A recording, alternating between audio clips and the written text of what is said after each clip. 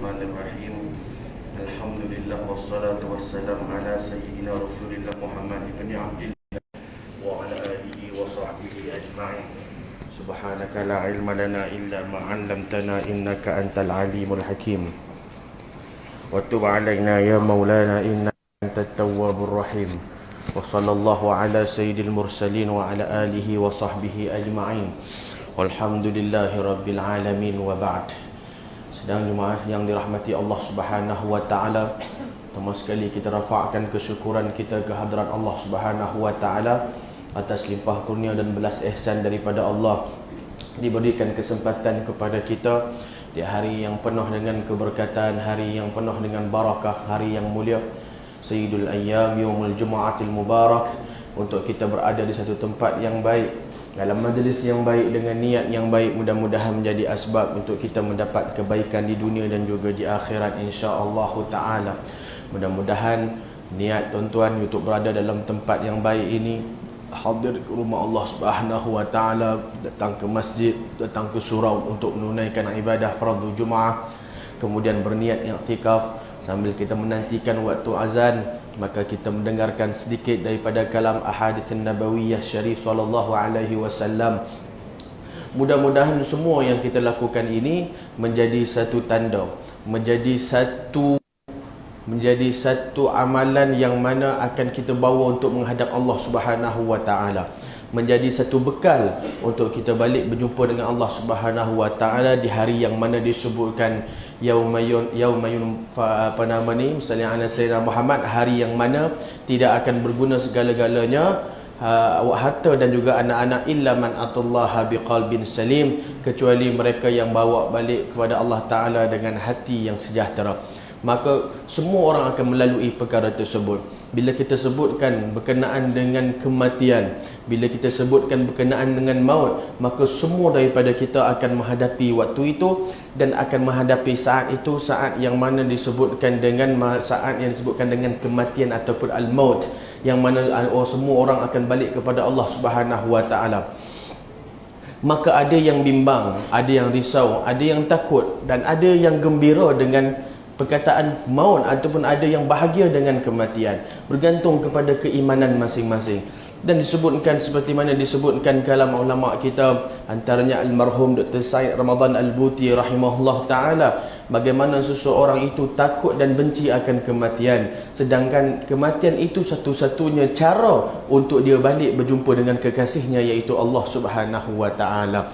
Kematian ini adalah satu benda yang mana pasti dan pasti akan dilalui oleh semua orang, tidak dikira peringkat umurnya, muda ataupun tua, kaya ataupun miskin, besar ataupun kecil, ulama atau bukan ulama, siapa sahaja, apa sahaja pangkatnya, maka pasti akan sampai satu masa semua orang itu akan terbaring di tanah dan dikuburkan, serta akan disoal jawab dan akan balik pada Allah di hari akhirat.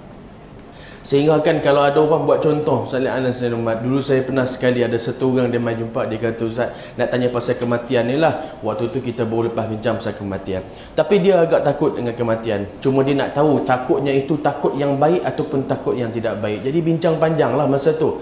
Jadi setiap kali dia bincang panjang, dia suka buat contoh. Dia contoh, Ustaz contohlah kan, macam mati ni kita tak tahu bila kan. Contoh, boleh jadi Ustaz mati dulu atau saya mati dulu, atau boleh jadi saya kemudian Ustaz dulu. Jadi saya dengar ayat tu macam sama je kan. Dia takut nak letak dia dulu tu. Subhanallah. Dia kata, imam kalau Ustaz mati dulu ataupun saya dulu, ataupun saya kemudian atau Ustaz dulu. Jadi saya tengok, memang dia takut sungguh lah tu kan. Takut sungguh. Maka baik, bersebut pasal kematian ini, yang dikatakan takut ni, mungkin dia dalam keadaan dia memikirkan. Takut ni maksudnya takut sebab tidak bersedia ke, ataupun takut sebab merasa malu ke dengan Allah Ta'ala, atau macam mana. Jadi baik, kita semua dituntut untuk kita rasa takut kepada Allah Subhanahu wa Ta'ala. Kita dituntut untuk merasa risau dan bimbang dengan dosa-dosa kita.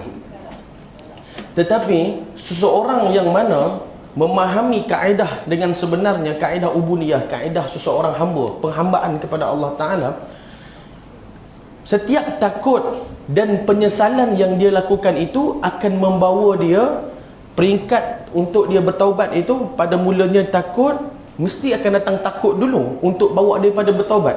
Orang itu tidak akan bertaubat selagi mana dia tidak ada rasa takut dan menyesal. Kemudian takut dan menyesal itu, semakin lama dia sudah semakin takut, semakin menyesal, dan dia semakin banyak ibadat ditambah kepada Allah Ta'ala, semakin lama akan membawa dia itu semakin dekat dengan Allah, dan lama-lama dia sudah tak ingat akan dia punya maksiat yang dia pernah lakukan. Maksudnya tak ingat macam mana? Bila nak disebut balik tentang maksiat yang dia pernah lakukan tu, dia dah rasa malu. Dia malu nak ingat semula. Akhirnya semakin lama dia makin dekat dengan Allah Subhanahu Wa Ta'ala. Maka setiap daripada perkara-perkara kotor atau perkara-perkara maksiat yang dia pernah lakukan itu, dihapuskan Allah daripada dosa-dosanya, bahkan daripada pemikirannya. Akhirnya dia akan tenang beribadat kepada Allah Subhanahu Wa Ta'ala. Sampai tahap tu, sampai peringkat macam tu. Dia yang kena bahayanya bila kita dalam keadaan bertaubat kepada Allah, syaitan tidak akan berhenti. Syaitan tidak akan berhenti bila hari ni kita dengar tentang tazkirah, tentang peringatan tentang kematian, hingga ada orang takut, hingga ada orang menggeletar. Maka dia balik tu, diingat balik dosa-dosa dia, diingat balik maksiat yang dia pernah buat. Bila diingat balik tu dalam keadaan dia takut kepada Allah Ta'ala, takutnya itu menyebabkan dia lemah semangat, takutnya itu menyebabkan dia putus asa. Bermakna takutnya itu asalnya daripada baik, kemudian dicampur dengan gangguan syaitan. Dicampur dengan gangguan syaitan, maksudnya diganggu dengan syaitan. Asalnya dia takut tu bermula daripada apa? Daripada keinsafan dia. Tapi syaitan tak akan berhenti. First, syaitan akan ganggu supaya dia tidak bertaubat. Kemudian dia dekat juga untuk menyesali setiap apa yang dia lakukan itu. Maka syaitan akan ganggu dari cara dan jalan yang lain. Jalan yang lain tu macam mana? Iaitu dengan menyebabkan dia memikirkan dosa-dosanya, dia makin lemah, makin jauh, akhirnya makin putus asa dengan Allah Subhanahu Wa Ta'ala. Tu yang kadang-kadang timbul bila mana ada orang buat maksiat dan dosa, bila orang ajak dia berubah, dia kata apa? Aku dah hanyut, biarlah aku hanyut terus. Allah pun takkan ampunkan aku dah ni, dosa aku banyak sangat. Dia rasa macam tu. Maka ini adalah gangguan, ini adalah tipu daya syaitan. Jangan tertipu. Kita hari ni nak main masjid, nak main ke surau, nak main ke rumah Allah, pertama sekali syaitan akan ganggu, goda supaya tak main.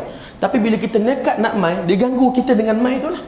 Dengan hadir tu diganggu kita. Maksudnya kita sampai ke rumah Allah Ta'ala tu, dah sampai tu, dia ganggu kita punya semayang, dia ganggu kita punya tu. Ada orang sampai ke rumah Allah Subhanahu Wa Ta'ala, daripada rumah tadi, macam-macam syaitan buat, alasan macam-macam. Waktu tu ada itu, ada ini, macam-macam supaya tak main. Tak, dia nekat main juga, start motor, kayuh gerek, sampai juga ke sini. Dah sampai ke surau pula. Dah sampai surau, time sampai surau tu lah, dia nak sakit perut. Orang dah nak komat dah. Time sampai surau tu tak. Jadi duduk dalam jamban tu, duduk sorang-sorang tu, tengah duduk buayak apa semua tu, macam-macam laknat dia laknat kat syaitan tu. Dia tahan lah punca ni. Aku tadi sepatutnya semayang dengan imam dah semua dah. Misalnya anak saya nampak dekat situ. Kadang-kadang ada yang main-main dah pusing-pusing cari parking pula tak ada. Macam-macam lah, maksudnya syaitan akan goda. Tapi bila dah masuk, yang semua tadi halangan-halangan tu dah lepas, dia masuk dalam rumah Allah Ta'ala, masuk dalam surau, masuk dalam masjid, dah berjaya untuk melepasi halangan-halangan tadi. Maka datanglah halangan kemudian. Bila dia nak semayang, datang halangan baru pula. Syaitan kata, semayanglah. Bila dia angkat takbir, dia mula was-was, dia tidak khusyuk, dia ingat itu, ingat ini. Allah tadi tu tinggal pula dompet dalam kereta kunci ke tidak, itu gangguan-gangguan seterusnya. Tapi kalau semua benda tu dia lepas, syaitan tidak akan lagi berputus asa. Syaitan tidak akan berputus asa. Dah lepas semua halangan-halangan tu, dia berjaya. Subhanallahil azim. Itu kata syaitan. Dia dah lepas semua. Dia tak ingat semayang ni pun, dia tak ingat apa-apa. Dia khusyuk semayang. Dia tak fikir apa. Assalamualaikum warahmatullahi wabarakatuh. Assalamualaikum warahmatullahi wabarakatuh. Syaitan nampak dia dah berjaya. Syaitan takkan stop lagi. Yang kemudian syaitan akan buat yang penghabisan adalah dia memikir-mikir dan mengingat kembali amalan-amalan yang dia dah buat tadi. Jadi masa bila balik dia semayang, duduk dalam kereta, maka dia terfikirkan, ish, kalau ikutkan tadi, macam-macam syaitan goda aku tadi, semua aku berjaya. Hebatnya.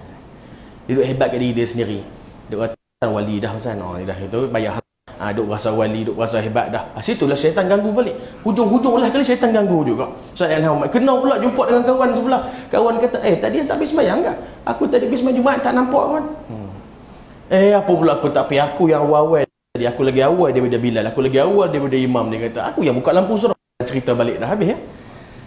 Tu syaitan. Syaitan tu datang gangguan tu daripada jin dan juga daripada manusia. Minal jinnati wan nas. Kadang-kadang datang godaan tu daripada sahabat-sahabat kita sendiri. Jadi tuan-tuan yang dimuliakan Allah Subhanahu Wa Ta'ala, begitulah persiapan kita kepada kematian. Janganlah sampai kita terlalai, janganlah sampai kita tertipu. Kita kalau nak balik kampung, balik baru ni bila balik raya 600 km, 400 km, 500 km, kita buat persiapan macam-macam. Kita buat segala persiapan. Mungkinlah ada orang kata kelang kabut sikit raya tahun ni pasal mengejut apa semua kan. Pasal pakai duk ingat habis apa semua. Ada orang apa ni lambat apa semua ni. Dak kalau orang tak mau raya puasalah. Kan puasa hari tu. Duk dia raya juga kan. Tidak puasalah, dak ke backing sangat, duk marah orang habis dia kata lambat apa semua. Tapi dia pun raya juga. Baik, yang penting kita raya dah lah. Orang nak buat tu bukan kerja kita. Jadi kita buat persiapan macam-macam ni. Pasal nak balik jauh ni. Macam-macam kita buat persiapan. Padahal kalau kita tak buat persiapan pun bukan tak sampai, cuma mungkin ada halangan sikit lah. Maksudnya bila dia nak balik tu dia tak buat, dia tak servis, dia tak isi minyak apa semua, minyak habis, kereta rosak, masih ada lagi cara telefon kawan, boleh call orang tu, macam-macam cara lagi. Walaupun dia tak buat persiapan sepenuhnya, masih ada jalan lain untuk dia sampai ke kampungnya. Tetapi tuan-tuan yang dirahmati Allah, bila bab kematian ni tak ramai yang buat persiapan. Sedangkan persiapan untuk balik ke sana itu bila mana dah sampai, bila mana dah dalam perjalanan balik, dia takkan boleh patah balik lagi. Qul yatawaffakum malakul mautil ladzi wukila thumma ila rabbikum turja'un. Allah hantar wakilnya iaitu malakul maut. Bila datang malakul maut maksudnya tanda untuk kita balik kepadanya.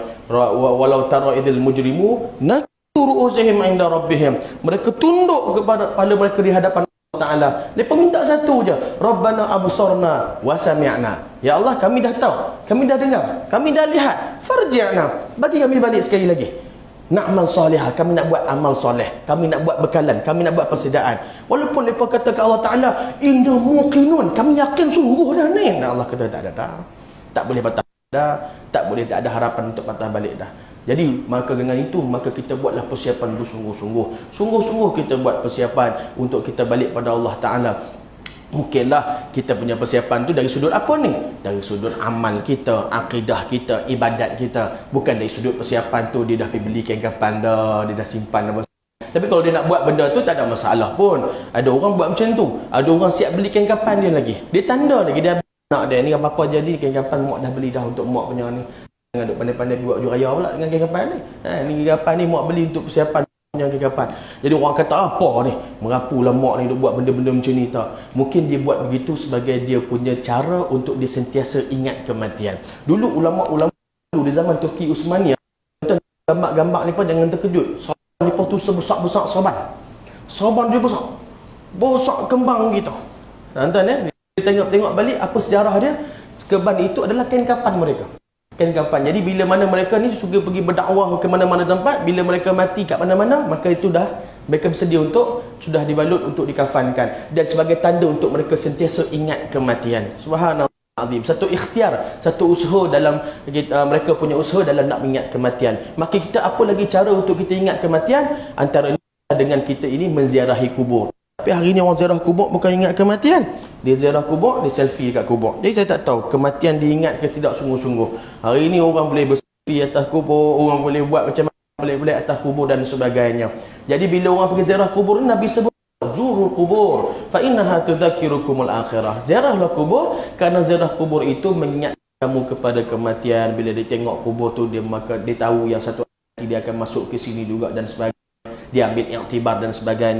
Dan juga antara cara lain adalah kita banyak mendengar tazkiratun, iaitu dipanggil tazkirah. Ini adalah peringatan-peringatan tu kita ambil, kita jadikan dia sebagai satu bekalan kita, sebagai satu punya apa nama peringatan untuk diri kita, untuk anak-anak kita. Walaupun kita tahu kita punya maksiat banyak ni, tapi bila kita makan sesuatu daripada Allah dengan sebab sesalan itu, Allah akan ampunkan.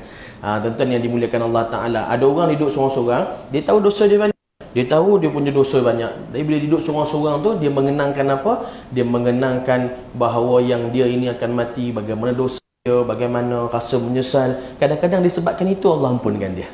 Kadang-kadang disebabkan penyesalan dia seorang-seorang tu, Allah ampunkan dia. Tak perlu depan orang, tak perlu up status kat Facebook. Kadang-kadang up kat Facebook, saya seorang pendosa.